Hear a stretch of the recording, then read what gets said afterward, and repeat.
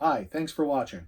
Today I'm going to be installing a 26-inch fireplace in our 2018 Thor Miramar 37.1. We've had the unit for going on about 10 months or so. We really like it so far.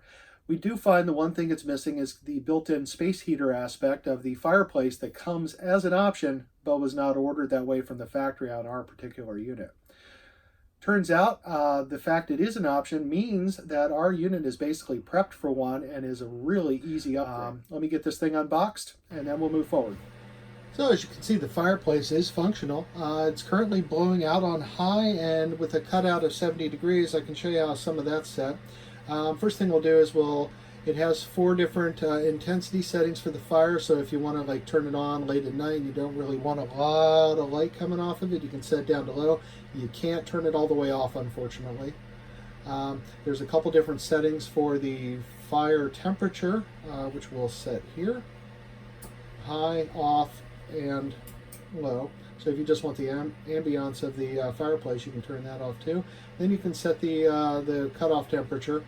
And additionally, there is a timer, so it'll only run for however long you set, up to 5 hours, and then cut itself off. A couple other things, this thing does have a proximity sensor, so that if something is right next to it, it will not output heat. The other one is it does have a slide cutoff, so if you have a switch that tells your slide unit when it's all the way in, you can tie into that, and it'll actually cut the fireplace off as well if it's installed or blocked by a slide. We're not going to worry too much about that here in our install, but it's there if you need it. So our breaker panel is located under our bed in our master bedroom. When I started looking to see if I could install a fireplace in here, I noticed that I have a breaker already installed, already labeled for a fireplace. Given that the unit supports a fireplace, that's not horribly surprising. What I was very ecstatic to find was that when I pulled this panel off, there is a wire connected to that, and I traced it and back behind here, and it runs off down into the bowels of the coach somewhere. That was a very good sign, because then that means that I very likely had a receptacle already installed somewhere. So this is the cabinet where we're going to be installing our fireplace. It happens to be right below our TV. Don't worry too much about the slide. I can't run it all the way out because there's a house in the way. So if I open up the cabinet, you'll see the view that we've been greeted to for the past 10 months or so. One of the interesting things is, so the distance between the face of the cabinet over here and the back of the cabinet is 5 inches. Well, all the fireplaces that we've looked at, the one that originally goes in here and the one that we wound up buying, both require 6 inches or 6.5, which basically puts it into the wall cavity. So the question is, where does that come from? Well, that started me thinking. And I noticed there's a cleat up here that doesn't seem to be doing a whole heck of a lot. Well, I've already unscrewed it.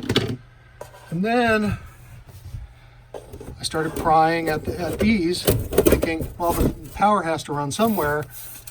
And then if I take them out,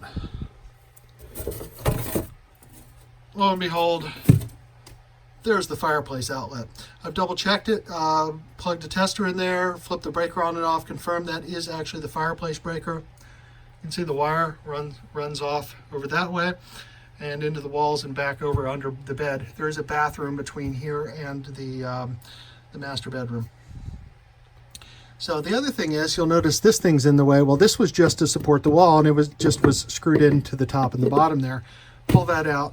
Now we've got more than enough room to install our fireplace. Okay, so doors removed. Now I've double checked all my measurements. So the only thing I need to do is there's some pocket hole screws I need to remove here, and then I need to mark this to cut.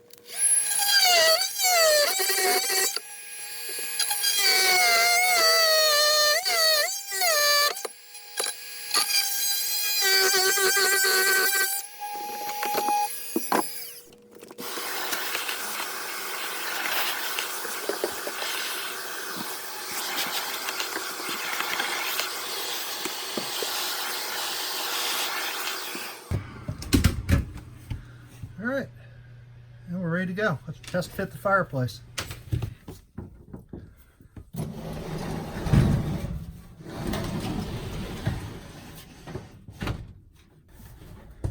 So I cut out a lot of trying several different options after getting it to fit. Effectively, I'm going to have to put a piece of wood right here. So what I'm going to do is I'm going to take this stain marker that I have, which is used for touch-ups, and at least darken this outer edge here. Hopefully this thing isn't all dried up.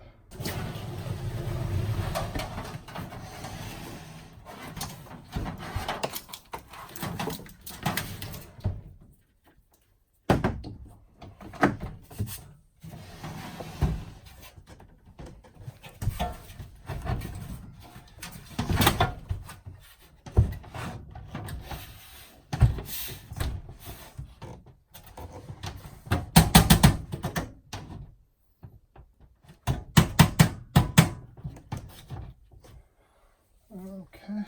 Oh.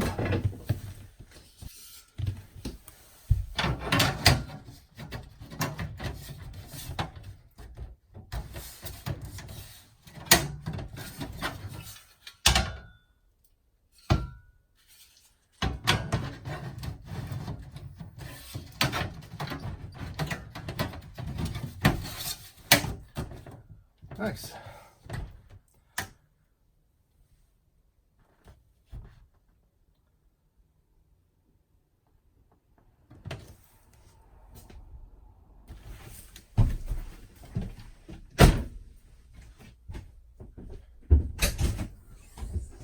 You ever have one of those projects that just seems to be doomed from the start?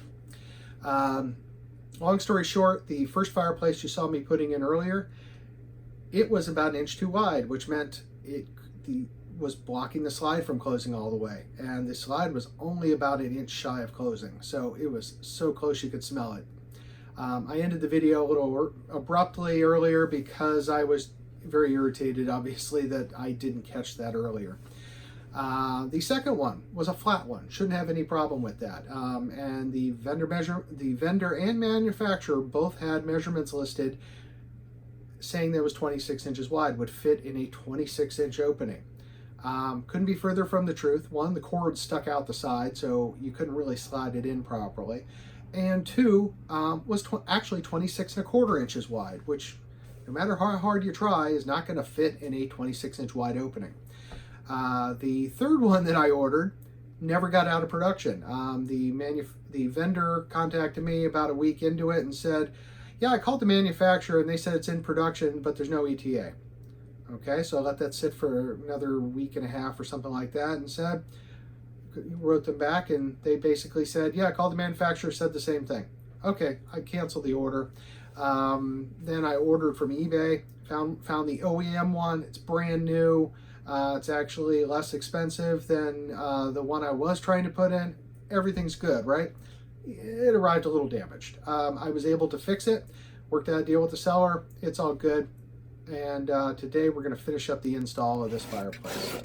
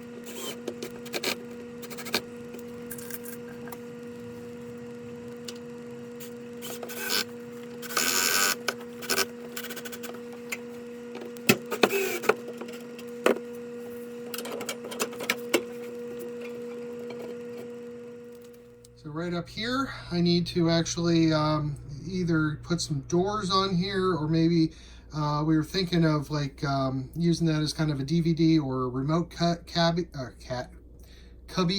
or something like that.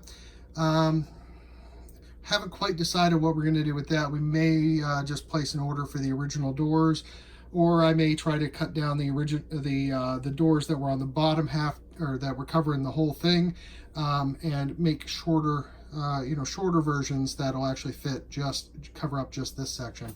Still not quite 100% certain what we're going to do there, but it's functional.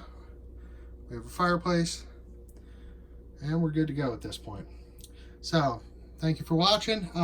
If you have any questions, leave them in the comments. Otherwise, take care.